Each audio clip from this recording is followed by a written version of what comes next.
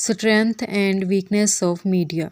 यहाँ पर word media भी हो सकता है या फिर इंस्ट्रक्शनल मीडिया भी हो सकता है। मीडिया किसे कहते हैं?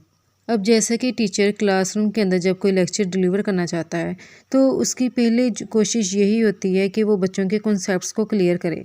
और टीचर बच्चों के कॉन्सेप्ट्स को क्लियर करने के लिए जो भी टूल्स यूज़ करता है, जैसे कि टीचर चाक बोर्ड को यूज़ करेगा, चार्ट्स यूज़ करता है, स्लाइड्स यूज़ करता है, ओवरहेड प्रोजेक्टर को यूज़ करता है, फिल्म्स वगैरह को यूज़ करता है या फिर CD रोम को यूज़ करता है। इसको बोलते हैं इंस्ट्रक्शनल मीडिया।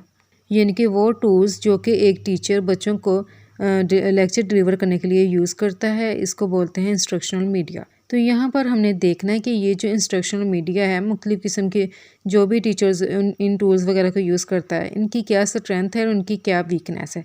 यानी कि दूसरे आसान अल्फाज में हम इसको ऐसे कह सकते हैं कि हमने इन इंस्ट्रक्शनल मीडिया के एडवांटेजेस लिखने हैं और उनके डिसएडवांटेजेस को डिस्कस करना है।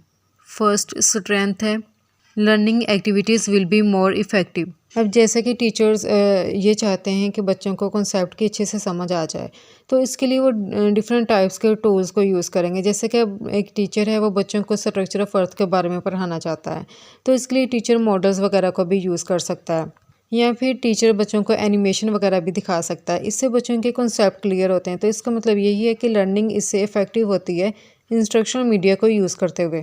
Information is understandable. अब टीचर इंस्ट्रक्शनल मीडिया को यूज़ करते हुए बच्चों को पढ़ाता है, तो इससे बच्चों के कॉन्सेप्ट क्लियर हो जाते हैं। और टीचर अपने लेक्चर को इस तरीके से प्रेजेंट करता है जो कि एक आसान सी लैंग्वेज हो, यानी कि एक सिंपल लैंग्वेज यूज़ करता है। और स्टेप बाय स्टेप हर एक जो सब हेडिंग है उसकी एक्सप्लेनेशन बताता है। तो वो ऐसे अल्फाज अपने इस्तेमाल करेगा कि बच्चों को इसकी समझ आ सके। और जो भी टीचर इंस्ट्रक्शनल मीडिया को यूज़ करेगा वो भी एक सिंपल सा ही होगा, जो कि बच्चों की बेसिक जो अंडरस्टैंडिंग है उसको भी कवर करेगा। Generate new ideas and interest. Teaching ads का यूज़ करते हुए हम स्टूडेंट के इंटरेस्ट को जनरेट कर सकते हैं, उनको मोटिवेट कर सकते हैं। इसके अलावा जब स्टूडेंट को किसी बात की समझ नहीं आती तो उनके जहन में मुख्तलिफ़ किस्म के सवालात वगैरह आते हैं और वो टीचर से पूछते हैं और टीचर्स उनके कॉन्सेप्ट को क्लियर करते हैं। इंस्ट्रक्शनल मीडिया का यूज़ करते हुए हम टीचिंग के एक्सपेक्टेड ऑब्जेक्टिव्स को भी अटेन कर सकते हैं। एक्सपेक्टेड ऑब्जेक्टिव्स कौन से होते हैं टीचिंग के? जैसे कि टीचर ने जो भी बच्चों को पढ़ाया तो क्या बच्चों को इस बात की समझ आ गई है या नहीं। यानी कि हम ये ऑब्जेक्टिव सेट करते हैं कि अंडरस्टैंडेबल एक ऑब्जेक्टिव, कि हम टीचिंग से स्टूडेंट की अंडरस्टैंडिंग को फैसिलिटेट करते हैं। इसके अलावा टीचर की ये कोशिश होती है कि वो कॉम्प्लेक्स कॉन्सेप्ट को एक सिंपल मैनर में समझाने की कोशिश करे ताकि स्टूडेंट की क्रिटिकल थिंकिंग को प्रमोट किया जा सके। इसके बाद है वीकनेस और डिसएडवांटेजेस ऑफ इंस्ट्रक्शनल मीडिया और मीडिया।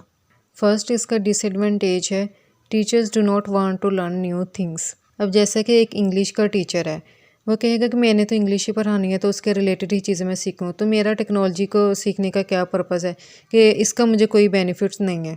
तो अगर उसकी क्वालिफ़िकेशन जो है वो इंग्लिश है तो उसे चाहिए कि इंग्लिश सीखने के लिए वो मुख्तलिफ़ किस्म के मीडिया वगैरह को भी यूज़ करे, और उसको यूज़ करने के लिए उसे टेक्नोलॉजी के यूज़ का भी पता होना चाहिए। लेकिन ये कि हमारे यहाँ पर टीचर्स ज़्यादातर इस बात को बॉदर ही नहीं करते।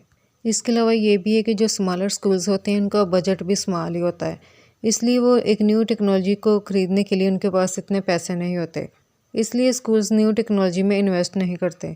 इसके अलावा इसकी एक रीज़न ये भी हो सकती है कि स्टूडेंट के पास कोई ऑनलाइन प्लेटफॉर्म अवेलेबल नहीं है। अब जैसे कि कुछ स्टूडेंट्स जिनके पास मोबाइल नहीं है, उनके पास कंप्यूटर या लैपटॉप्स नहीं है, तो वो कुछ सॉफ्टवेयर वगैरह को, कुछ ऑनलाइन जो प्लेटफॉर्म्स होते हैं उनको यूज़ नहीं कर सकते। इसीलिए ऐसे स्टूडेंट फिर जस्ट क्लास के अंदर ही पार्टिसिपेट करते हैं, लेकिन आउटसाइड द क्लास वो पार्टिसिपेट नहीं करते या फिर कुछ नया सीखने की कोशिश ही नहीं करते।